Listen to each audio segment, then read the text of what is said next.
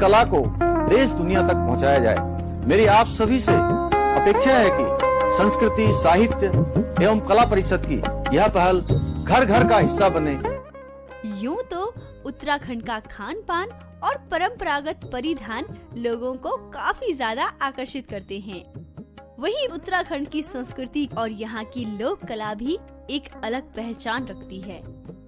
इसके साथ ही यहाँ पर मांगलिक कार्यों में बहुत से ऐसे रिवाज हैं जिन्हें शामिल किया जाता है और इसी में से एक है मांगलिक कार्यों में उत्तराखंड की लोक कला एपण बनाने की परंपरा।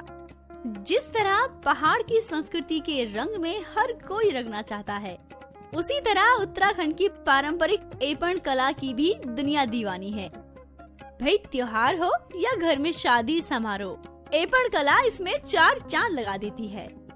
स्मार्ट सिटी के तहत उत्तराखंड की लोक कला एपण से देहरादून की दीवारें, बोर्ड्स और कई टंकियां सजाई गई हैं।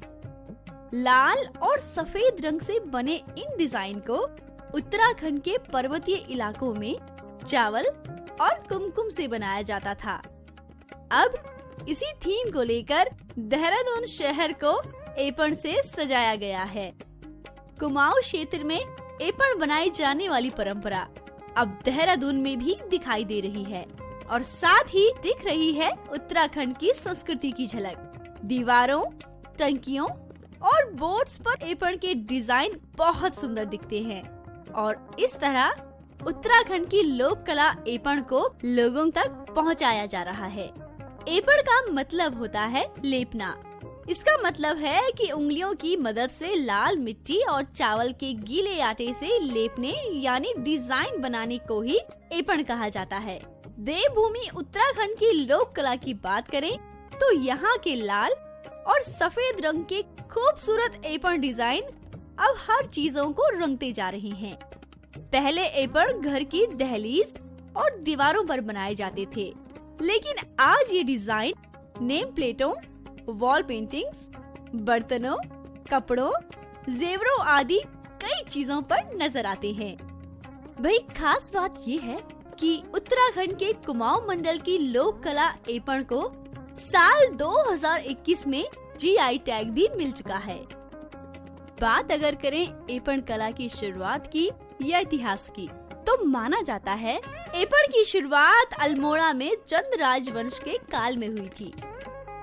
पुराने वक्त से ही एपण डिजाइन दिवाली, विवाह, यज्ञ, हवन, जनेऊ, देवी पूजन, लक्ष्मी पूजन, छठ कर्म आदि मांगलिक अवसरों पर बनाए जाना शुभ माना जाता है और मांगलिक कार्यों पर महिलाएं लाल मिट्टी से दहलीज और दीवारों को लेपती हैं, जिसे गेरू कहा जाता है।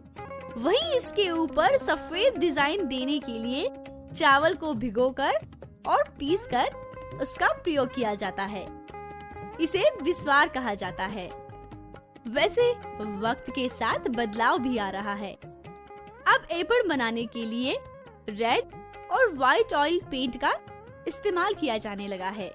कुमाऊं की एपण कला की अब देश विदेश में मांग हो रही है और बहुत सी महिलाएं ऐसी हैं जो एपण कला से जुड़ी हुई हैं। एपण कला सीखने से महिलाएं इसे अपना रोजगार का जरिया बना रही हैं और एपण कला की बारीकियां सीखकर हुनर को निखारने में लगी हैं। एपण एक तरह से भारतीय चित्रकला की विशेषता है।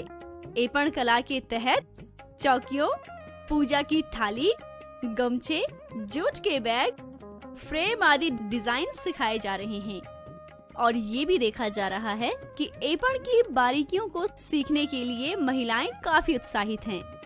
कुछ दिन पहले लोक संस्कृति एपण कला को बढ़ावा देने के लिए उत्तराखंड संस्कृति, साहित्य एवं कला परिषद की ओर से एपण महोत्सव का आयोजन किया गया और हमारे माननीय मुख्यमंत्री श्री पुष्कर सिंह धामी जी ने 15 अक्टूबर से 12 नवंबर को दीपावली तक एपण महोत्सव मनाने का आह्वान किया और उन्होंने कहा था कि सामूहिक प्रयास से एपण कला को विश्व भर में नई पहचान मिलेगी। और आज माननीय मुख्यमंत्री जी के प्रयासों से देहरादून एपण कला के रंग में रंग चुका है।